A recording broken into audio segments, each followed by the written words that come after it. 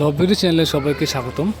যারা glory of Srinagar 7 লঞ্চে ভ্রমণ করতে চান, যারা ঢাকা নাজিরপুর লালমোহন রুটে সবসময় যাত্রী আছেন, যারা সবসময় এই লঞ্চটিতে ভ্রমণ আসা যাওয়া করেন, যাদের কাছে এই লঞ্চটি ভালো লাগে বা লঞ্চটি সম্পর্কে লঞ্চটির সার্ভিস ভালো লাগে, আপনার অনেক সময় এই লঞ্চটির নাম্বার প্রয়োজন হয় বা লঞ্চটির নাম্বার আপনারা অনেক জায়গা থেকে খোঁজেন, কিন্তু অনেক সময় নাম্বারটি কিন্তু আপনারা পান না।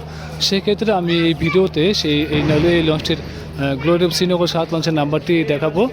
ওই নাম্বারে যোগাযোগ করে আপনি বাংলাদেশের যে কোনো প্রান্তে থাকুন না কেন, সেখান থেকে সকল শ্রেণীর আপনি যে শ্রেণীতে যেতে চান না কেন, সেই শ্রেণীর টিকিটটি আপনি ওই নাম্বারে যোগাযোগ করে নেবেন।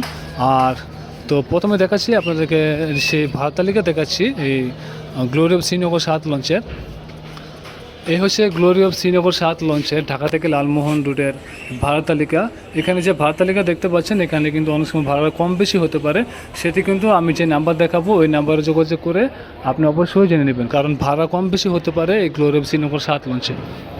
তো যারা গ্লোরি অফ শ্রীনগর 7 লঞ্চে ভ্রমণ করতে চান বা ভ্রমণ করেন, আপনারা অবশ্যই আগে ভাড়া তালিকা দেখে নেবেন এবং পরবর্তীতে যে নাম্বার দেখাবো ওই নাম্বারে যোগাযোগ করে নেবেন।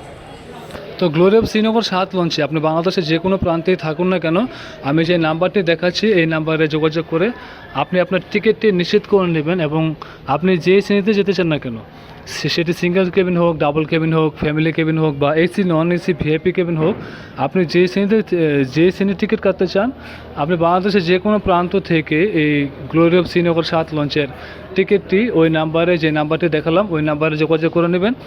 এই হচ্ছে নাম্বার।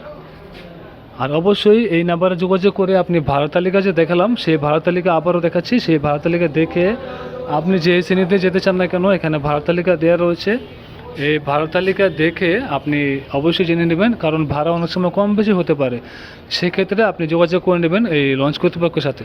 তো গ্লোরি অফ শ্রীনগর 7 লঞ্চে যারা সবসময় ভ্রমণ করেন, লঞ্চটির সার্ভিস সম্পর্কে যদি কোনো অভিযোগ থাকে বা যদি কোনো মতামত থাকে বা লঞ্চটির সার্ভিস যদি আপনার কাছে ভালো মনে হয়, সেটি অবশ্যই ভিডিওর কমেন্টে জানিয়ে দেবেন। আর এই গ্লোরি অফ শ্রীনগর 7 লঞ্চ কখন ছেড়ে যায় ঢাকা থেকে এবং কখন ছেড়ে আসে লালমোহন থেকে, সেটিও কিন্তু এই ভিডিওর কমেন্টে সেটি কিন্তু ওই নাম্বারে যোগাযোগ করে নেবেন। এই হচ্ছে গ্লোরি অফ শ্রীনগর 7 লঞ্চের ভিডিও দেখার জন্য আপনাদের অসংখ্য ধন্যবাদ।